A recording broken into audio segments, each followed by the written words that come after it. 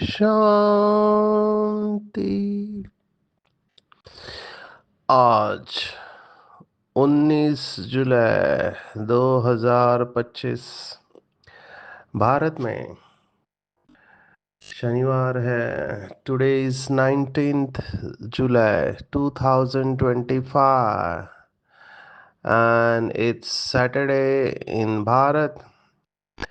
आज की मुरली का जादुई रहस्य स्वयं को प्रेरणा देने के लिए magical secrets of today's Murli for motivating the self.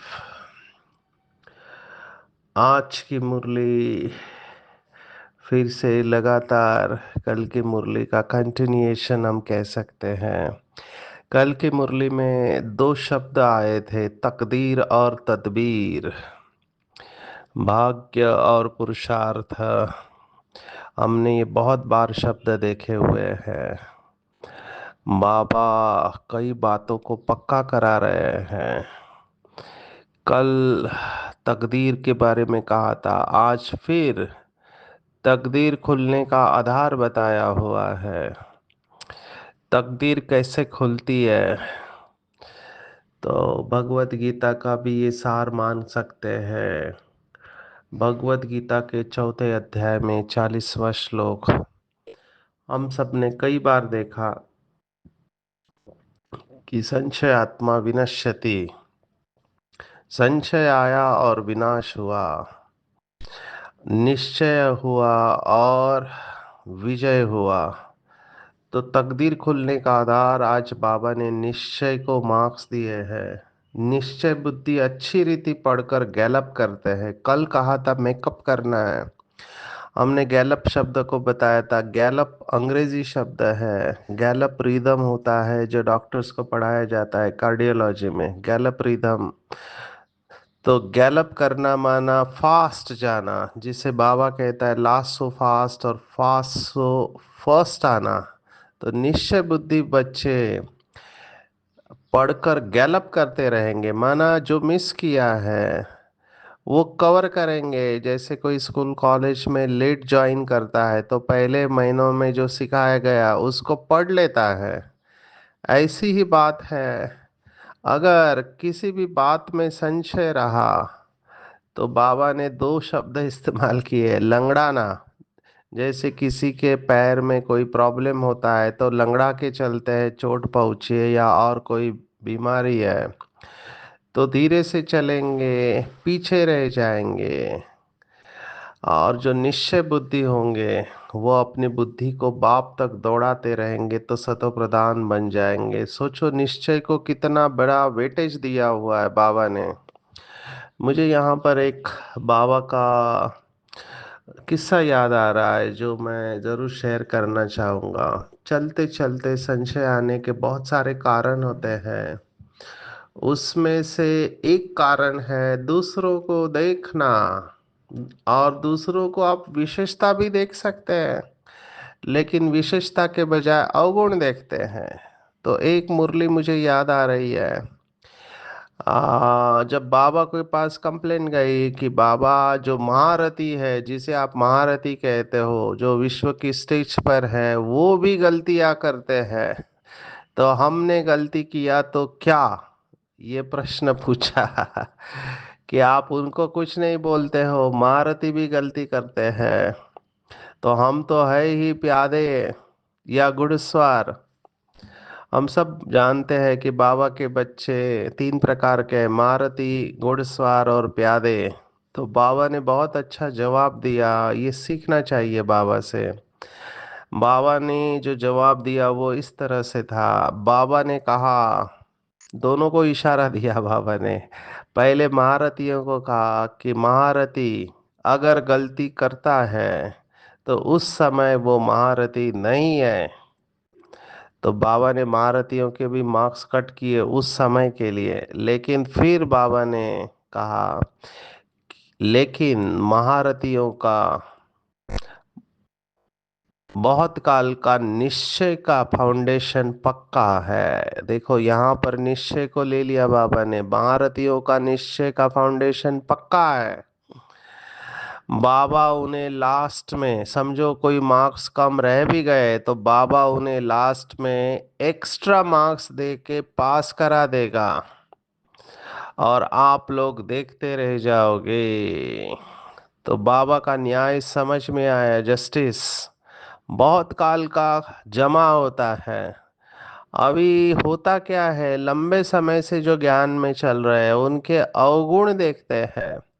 तो लंबे समय से ज्ञान में चलने के मार्क्स होते हैं। तो बाबा देख रहा है कि महारथी बहुत काल का पुरुषार्थ में पास है। ये बहुत काल का अक्षर हमने बहुत बार देखा हुआ है। ये तीन अक्षर वर्थ रिपीटिंग है, कभी भूलना ही नहीं चाहिए। जो दादी चंद्रमणि के शरीर छूटने पर बाबा ने इस्तेमाल किए थे, अभी बहुत रेलेवेंट है अभी के परिप्रेक्ष्य में।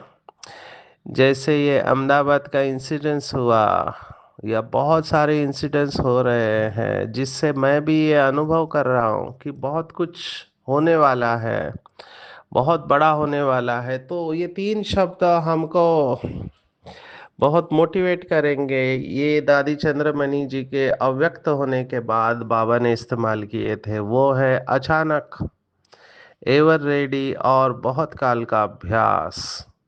सब कुछ अचानक होना है, जैसे ये अहमदाबाद का इंसिडेंस हुआ, बहुत सारी बातें, नेचुरल कैलेमिटीज, अभी ये बाढ़ ने जो कहर मनाया है, कहाँ अमेरिका में, कहाँ बहुत जगह पे विश्व में।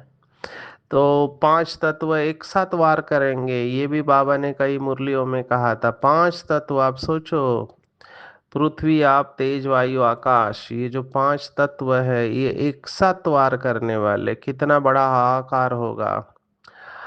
तो अचानक होगा, मौत का तांडव नृत्य होगा। तो हमको पहले से ही तैयार रहना चाहिए, शॉक नहीं लगना चाहिए ऐसे क्यों हुआ, बिल्कुल नहीं। नथिंग न्यू का पार्ट पक्का करना चाहिए। जो हुआ अच्छा हुआ, जो हो रहा है वो अच्छा हो रहा है, और जो होगा वो और अच्छा होगा। इसलिए निश्चिंत रहना है। लेकिन निश्चिंत कौन रहेंगे, निश्चय बुद्धि ही निश्चिंत रहेंगे। तो अचानक, अचानक होना है। दूसरा बाबा ने कहा एवर रेडी रहो, माना तैयार रहो।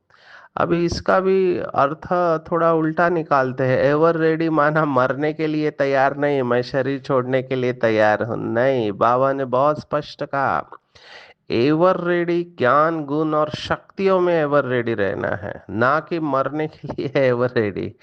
तो एवर रेडी माना अपने को भरपूर करना, संपूर्ण अवस्था में लेके जाना और फिर तैयार रहना। और तीसरा है बहुत काल का अभ्यास, ये भी शब्द उतना ही इम्पोर्टेंट है। जो बाबा के बच्चे सोचते हैं हम धीरे धीरे संपूर्ण बनेंगे, लास्ट में संपूर्ण बनेंगे जब चारों तरफ वैराग्य होगा।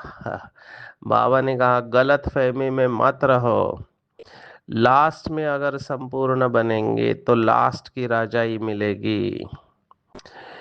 बहुत काल का आपका साधना चाहिए, बहुत काल का जमा का खाता चाहिए, बहुत काल का पुरुषार्थ चाहिए। इसलिए पीछे आने वालों को बहुत अटेंशन देना पड़ेगा। पीछे आने वाले अपना एक सेकंड भी वेस्ट नहीं कर सकते हैं, क्योंकि पहले से ही वो पीछे है। हालांकि बाबा ने एक मुरली में कहा था कि पीछे आने वाले भाग्यवान क्यों है, क्योंकि स्थापना वालों ने और आदि रत्नों ने मेहनत करके मक्खन निकाला है। मक्खन निकालने की भी हिम्मत चाहिए, ताकत चाहिए, वो स्थापना वालों ने किया, और आप लोग मक्खन खाने के टाइम पर आ गए। देखो शुरुआत में सब कंसेप्ट्स क्लियर नहीं थे बाबा के ज्ञान के, अभी सब कुछ रेडीमेड फ्रीली अवेलेबल है। मुरली भी सहज मिलती है जो पहले नहीं मिलती थी, सभी के क्लासेस मिल रहे हैं। और अभी तो आर्टिफिशियल इंटेलिजेंस या कृत्रिम बुद्धिमत्ता ने धूम मचा दी है। क्या क्या हो रहा है, मैं अगर सुनाने जाऊँ तो समय कम पड़ेगा, इतना आर्टिफिशियल इंटेलिजेंस आगे पहुंच गया है। सभी मनुष्यों को रिप्लेस कर रहा है ये मशीन। किसी डॉक्टर की जरूरत नहीं है। अभी चाइना ने एक हॉस्पिटल खोला है जिसमें सभी मशीन्स के द्वारा इलाज हो रहा है। आप सोचो, एक अभी सक्सेसफुल सर्जरी हुई, कहाँ विदेश से इधर ऑपरेट किया, वो ऑर्डर दिया और रोबोटिक सर्जरी डिस्टेंस से ऑपरेट कर रहे हैं। तो ये दिव्य बुद्धि का कमाल है। क्या क्या हो रहा है, आर्टिफिशियल इंटेलिजेंस। लड़ाई के तरीके भी बदल गए। पहले इंसानों के द्वारा लड़ाई, देखो लड़ाई का रूप कैसे बदला है। पहले तलवार से लड़ते थे, फिर हाथ में भाला होता था, सभी शस्त्रों से लड़ते थे। फिर बंदूक आए, बंदूक के बाद तोप आए, तोप के बाद अभी क्या क्या आया, बॉम्ब्स आए। कितने प्रकार के बॉम्ब्स, तो बॉम्ब्स भी पहले एरोप्लेन से डालने वाले इंसान ही होते थे। अभी देखो किसी की जरूरत नहीं है, एक कमरे में बैठकर कंप्यूटर के द्वारा ड्रोन्स, जो मशीन्स है वो भेजे जा रही है। वो मशीन्स ड्रो बॉम्ब भी डाल रही है, गोली भी मार रही है, सब कुछ मशीन कर रही है। तो ये सब टेक्नोलॉजी एडवांसमेंट विनाश की तरफ लेके जा रही है। तो हमारे लिए और इशारा क्या चाहिए। सभी दादियों ने शरीर छोड़ दिया है। बहुत कम हमारी दीदियाँ जो थी वो अभी दादियाँ बन चुकी है। तो बाबा इसको पूर कहता है, पहला पूर, दूसरा पूर, तीसरा पूर, चौथा पूर। 89 ईयर्स हो गए और उसके बावजूद भी अभी अगर कोई बाबा का बच्चा प्रश्न पूछता है, संशय लेता है, अभी तो बहुत स्पष्ट है, दूध का दूध पानी का पानी, एक भी प्रश्न होना नहीं चाहिए। बिल्कुल बाबा के ऊपर पूरी तरह से स्वाहा हो जाना चाहिए। फाइनल स्टेज है, नंबर बन रहा है, बाबा चुन रहा है अभी किसको क्या पद दो। है सब ड्रामा प्लान अनुसार, लेकिन संशय जरा भी नहीं होना चाहिए। संशय आना माना गए। और संग से बहुत संभाल रखना है, क्योंकि अगर आप कमजोर होंगे तो जो भी बातें चारों तरफ हो रही है उसका आपके ऊपर प्रभाव आएगा। क्योंकि बहुत हलचल का समय होता है, दोनों त्रेता के एंड में और कलयुग के एंड में। हलचल का समय इसलिए है क्योंकि प्रकृति अपना जो भी है खेल दिखाएगी। मनुष्य आत्माओं की बुद्धि भी बहुत व्यर्थ और निगेटिव होगा। वायुमंडल आप सोचो, अचानक ये लाखों लोग मारे जाएंगे तो वो आत्माएं जाएंगी कहाँ। शरीर नहीं होगा तो भटकेंगे। टेंशन दिनों दिन बढ़ने वाला है, तो ये सब को महसूस करना चाहिए। मुझे पता नहीं, आप शायद महसूस करते भी होंगे। जिस तरह से विश्व में बातें चल रही है, वो जो यहूदी धर्म वाले हैं इसराइल, अभी देखो वो किस तरह से मूड में है। और उनका चल रहा है, फिर यूक्रेन और रशिया का चल रहा है, अमेरिका इसमें कूद पड़ा है, चाइना कूद पड़ा है। क्योंकि हम सब अभी कनेक्टेड है। पहले कहते थे ग्लोबल विलेज, ग्लोबल विलेज माना विश्व एक गांव है, गांव से लिविंग रूम पे आ गए। तो एक कमरे के कोने में कुछ भी होता है तो दूसरे कमरे के ऊपर उसका असर आता है। अभी इकोनॉमी जो है वर्ल्ड की, वो एक दूसरे के साथ जुड़ी हुई है। तो हम ये रिस्क नहीं ले सकते, कोई भी बॉम्ब डालने के रिस्क नहीं लेगा, क्योंकि जो डालेगा वो खत्म होने वाला है। डालने वाला और जिसके ऊपर गिरेगा दोनों जाने वाले हैं। तो ये लोग कोशिश तो कर रहे हैं, बट इनएविटेबल माना जो होने वाला है, बेचारे बेचारों को भी नहीं पता कि क्या होने वाला है। हमको तो स्पष्ट नॉलेज है कि क्या होने वाला है, हाहाकार और जय जयकार। तो जब बुद्धि में इतना स्पष्ट है, क्या श्रीमत इतनी स्पष्ट है, तो डिसीजन लेना कठिन नहीं होना चाहिए। तीन शब्द हमने देखे, अचानक एवर रेडी बहुत काल, ऐसे ही तीन शब्द जो निश्चय के साथ जाते हैं कि निश्चय ने निश्चिंत किया, निश्चित विजय हमारी। तो निश्चय होगा तो निश्चिंत रहेंगे, और जो निश्चिंत हो गए वही जीतेंगे। मैंने दो लक्षण आपको शास्त्रों के बताए थे कि शास्त्रों में एनलाइटन व्यक्ति माना संपूर्णता के नजदीक जो होता है, उनके अंदर ये दो बातें होगी। एक उनके जीवन में कोइंसिडेंसेस बहुत फ्रिक्वेंटली होंगे या वो नोटिस भी करेंगे। माना वो बार बार देखेंगे, जो सोचा वो हुआ, जो सोचा वो हुआ, एक प्रकार की सिद्धि स्वरूप अवस्था। और दूसरी तरफ वो बिल्कुल निश्चिंत होंगे। ये निश्चिंत बहुत बड़ी अवस्था है। निश्चिंत, कुछ भी होगा उनके अंदर डर समाप्त, जिसको बाबा कहते हैं बेफिक्र बादशाह। ये बहुत ऊंची अवस्था है, पर इस सब का आधार है निश्चय। ये सब निश्चय के लिए मैंने इतना समय लिया। कुछ दिन पहले हमने चार बातों का निश्चय देखा था, खुद में, ड्रामा में, बाबा में और परिवार में। कहीं पर भी हमको संशय नहीं लाना चाहिए। संशय आया, ये ऐसा क्यों करता है, वो वैसा क्यों करता है, ये इतने वरिष्ठ होके ऐसे क्यों करते हैं, ड्रामा में ऐसा तो होना नहीं चाहिए, वगैरह वगैरह, बहुत सारे व्यर्थ संकल्प चलाने के लिए परिस्थितियां निमित्त बनेगी। लेकिन मुझे बिल्कुल अचल अड़ोल फुल स्टॉप की स्टेज में रहना चाहिए। किसी को भी देखकर, किसी का भी पाठ देखकर, बीके हो या बाहर का हो, किसी का भी पाठ देखकर मुझे हलचल में नहीं आना चाहिए। और एक लक्षण साथ में हम ध्यान में रखेंगे कि मेरी खुशी दिनों दिन बढ़ते रहनी चाहिए। क्योंकि 21 जन्म में ये अभी का जन्म सबसे बड़ा पावरफुल है। अगर सतयुग का जन्म गोल्डन एज कहते हैं तो अभी हीरे तुल्य है।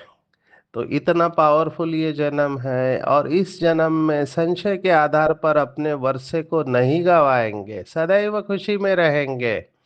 और किस बात का आज बाबा ने नशा चढ़ाया है? बाबा ने स्पष्ट कहा है, मैं इंजेक्शन देता हूँ नशे का, फिर भी नशा नहीं चढ़ता है। कौन सा नशे का इंजेक्शन? कि स्वयं भगवान मुझे पढ़ा रहा है। जो जन्म मरण के चक्कर से न्यारा है वो मुझे पढ़ा रहा है। तो अगर ये याद रहता है तो बाबा ने कहा ये भी मन मना भव है। देखो मन मना भव की कितनी अलग अलग डेफिनेशंस बाबा ने दी है।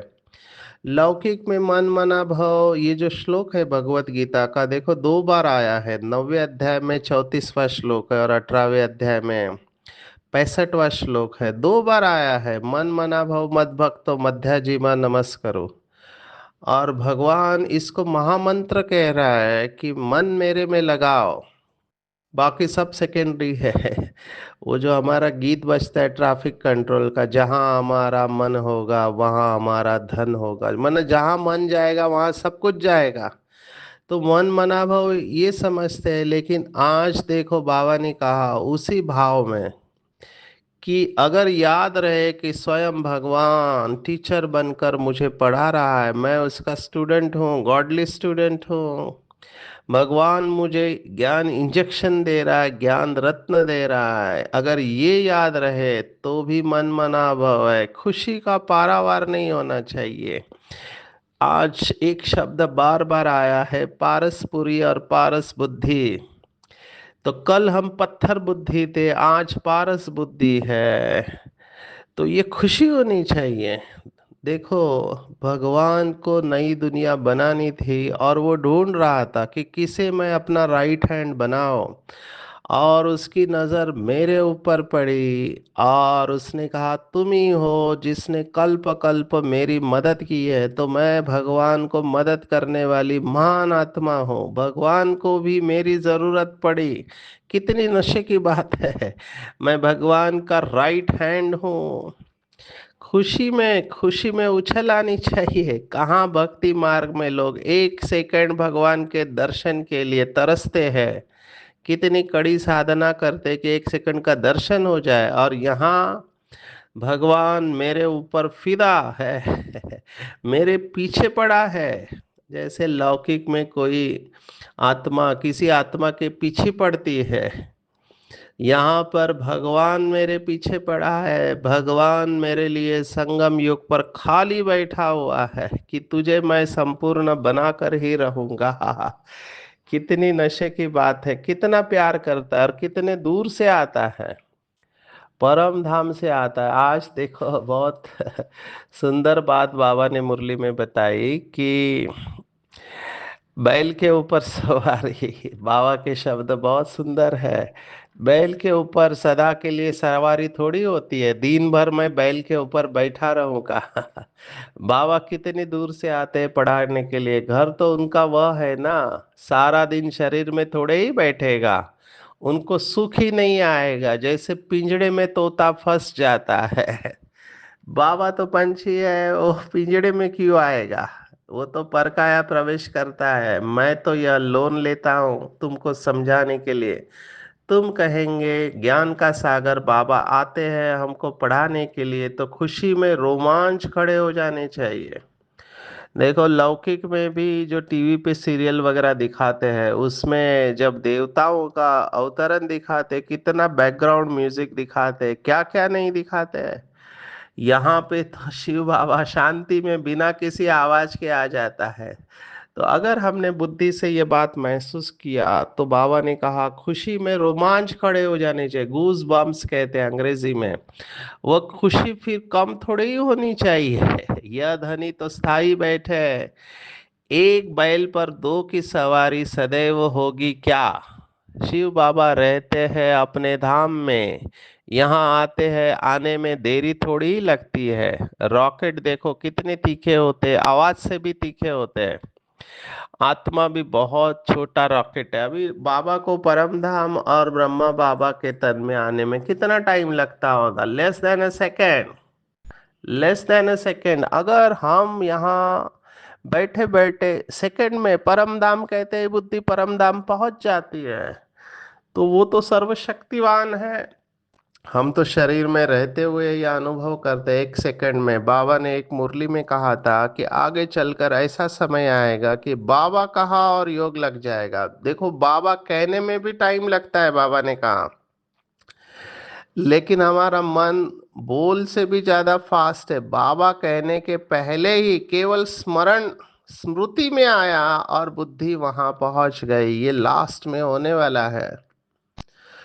आप सोचो, ये अहमदाबाद का इंसिडेंस हम सबके लिए बहुत बड़ा पेपर है।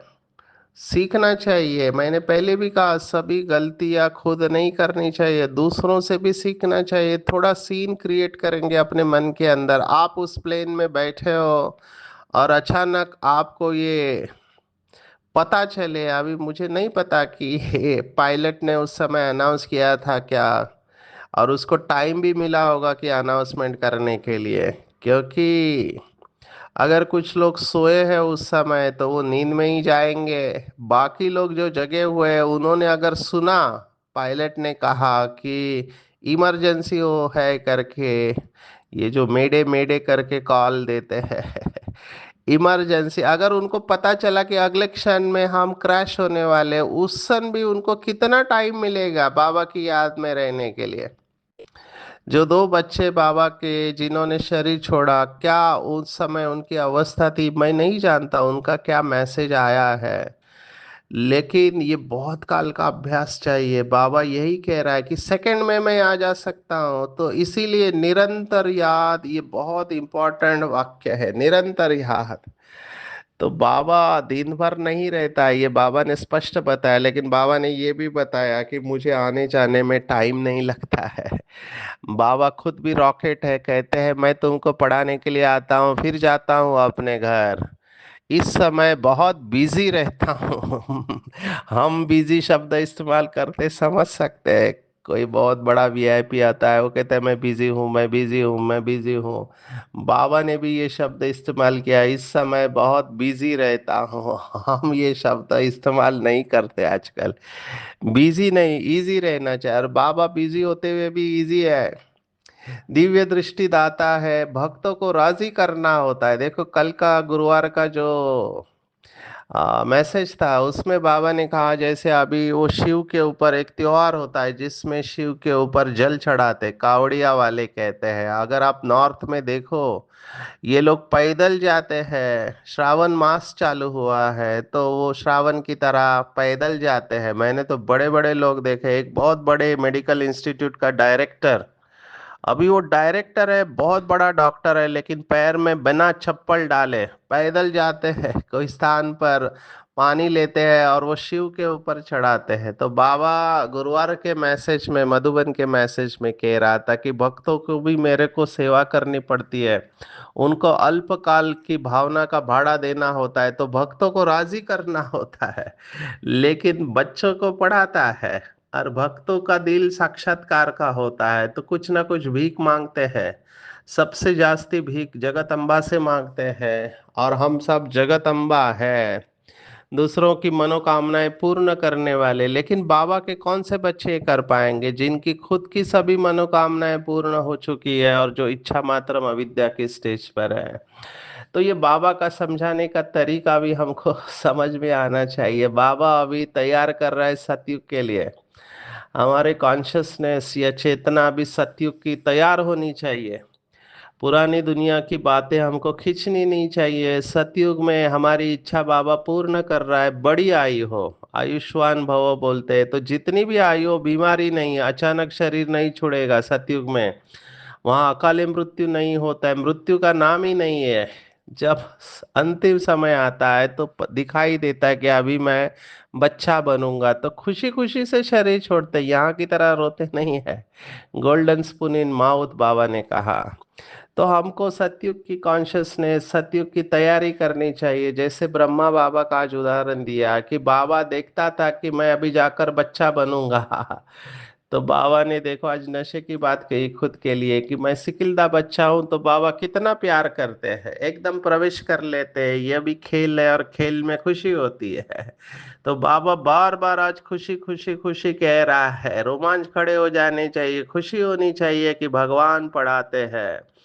देखो कुछ दिन पहले कहा था कि आप सौभाग्यशाली, पद्मा पदम, अरब खरब भाग्यशाली हो। आज फिर से बाबा ने उसी भाव से कहा हुआ है कि आपके जैसे भाग्यशाली कोई नहीं, क्योंकि स्वयं भगवान आपके पीछे पड़ा है संपूर्ण बनाने के लिए। तो कितना नशा होना चाहिए, कितना नशा होना चाहिए। सतयुग की और एक बात आ चाहिए है, बाबा ने कहा कि वहां आप जाएंगे तो आप ऐसे ऐसे मकान बनाएंगे, ये सोचेंगे नहीं वहां जाके, वहां तो ऑटोमेटिक बनाने लग पड़ेंगे। ये बहुत गुह्य बात है, मुझे समय कम पड़ेगा। यहाँ पार्ट है सिर्फ पढ़ने का, वहां तुम्हारी बुद्धि में आपे ही आएगा कि ऐसे ऐसे हम महल बनाए, जैसे कल्प पहले बनाया था वो बनाने लग पड़ेंगे। आत्मा में भी पहले से ही नूंद है, तुम वही महल बनाएंगे जिन महलों में तुम कल्प कल्प रहते हो। इसके ऊपर चिंतन करेंगे। मुझे प्रश्न पूछा कि ये ड्रामा जब भी चालू हुआ, हम कहते कर्मों के ऊपर है, पिछले जन्म में जो कर्म किए उसका फल इस जन्म में। तो जो पहला जन्म लिया उसमें कर्म कैसे हुए? अभी ये वही बात है जो बाबा के बच्चे पूछते हैं कि ऊपर से आत्मा नीचे आती कैसे है, वो तो मुक्ति में है। मुक्त हो गई तो वो नीचे कैसे आती है, और वो कर्म कैसे करती है? तो ये बहुत अच्छा चिंतन है। हम समय मिला तो आगे इसके बारे में समझाएंगे। बाबा की नजर जो है गरीब बच्चों के ऊपर जाती है। तो बाबा कहते हैं, बाबा गरीब निवास है, तुम भी गांव में सर्विस करते हो, और मैं तुम्हारे गांव को आकर पारसपुरी बनाता हूँ। डबल खुशी, आज सिंगल खुशी नहीं, डबल खुशी है। जैसे ही घर नजदीक आएगा हमको सब दिखाई देगा। आते हैं वरदान के ऊपर। आज का वरदान भी इतना ही पावरफुल है। सूर्य को याद किया आज। सोलर पावर, जैसे सूर्य की शक्ति जमा करके कई कार्य सफल करते हैं, ऐसे श्रेष्ठ संकल्पों की शक्ति इतनी जमा हो जो औरों के संकल्पों में बल भर दो। ये संकल्प का इंजेक्शन, ये संकल्प इंजेक्शन का काम करते हैं, इससे वृत्ति में शक्ति आ जाती है। तो ये तो अभी बाबा के कई बच्चे अनुभव करते हैं। मैं बहुत समय से इसका अभ्यास कर रहा हूँ, वृत्ति से वायुमंडल बनाना। आगे चलकर जैसे ही ये धरनी सूक्ष्म वतन बन जाएगी, हम संकल्पों से सभी काम करेंगे। ये ऐसे ही नहीं लिखा है संकल्प से सृष्टि, ये बाबा के बच्चों ने अनुभव किया हुआ है। वो अपने संकल्पों के द्वारा सर्व में शक्ति भरेंगे। बस मनसा सेवा जो लास्ट में होने वाली है, सुख करता दुख हरता बन, सभी के दुखों को दूर करने वाले, ये पहले अपने दुख को भी रूहानी सुख में परिवर्तन करने वाले महान आत्माएं होंगे। बाबा ने कहा कंट्रोलिंग पावर को बढ़ाओ। बड़ा खेल दिखाते हैं कई बच्चे, कंट्रोल नहीं कर पाते और कहते हैं हो गया। बाबा ने कहा जैसे समर्थ का एक का पदम गुना, वैसे एक व्यर्थ संकल्प का हिसाब किताब, उदास दिल शिकस्त होना, खुशी गायब होना, ये भी बहुत गुणा के हिसाब से अनुभव होता है। इसलिए व्यर्थ से मुक्ति, लगातार ये व्यर्थ से मुक्ति की पॉइंट आ रही है। इसलिए कंट्रोलिंग पावर से स्टॉप करना चाहिए व्यर्थ को। आज की पूरी मुरली में जैसे बाबा ने कल कहा था, तकदीरवान, निश्चय के आधार पर तकदीर खोलनी है अपनी, संशय नहीं रखना चाहिए, सदैव खुशी रहनी चाहिए कि स्वयं भगवान टीचर बन के हमको पढ़ा रहा है, पत्थर बुद्धि से पारस बुद्धि बना रहा है। संशय आत्मा विनश्यति, निश्चय बुद्धि विजयंती, डबल खुशी में रहना है। मुसाफरी पूरी हुई, हम अपने घर जाएंगे, फिर राजधानी में आएंगे। जन्म जन्मांतर के पाप कर्मों का बोझ है, उसे भस्म कर देना है। कोई भी पाप कर्म नहीं करना है। जैसे सूर्य की शक्ति जमा करके सफल करते हैं, ऐसे श्रेष्ठ संकल्पों की शक्ति द्वारा दूसरों में बल भरना है। और श्रेष्ठ भावना, श्रेष्ठ संकल्प से परिवर्तन करना, यही सेवा है। दुख को भी रूहानी सुख में परिवर्तन करना है, यही मास्टर दुख हरता है। व्यर्थ संकल्पों को फुल स्टॉप लगाने के लिए कंट्रोलिंग पावर को इस्तेमाल करना है। अच्छा, ओम शांति।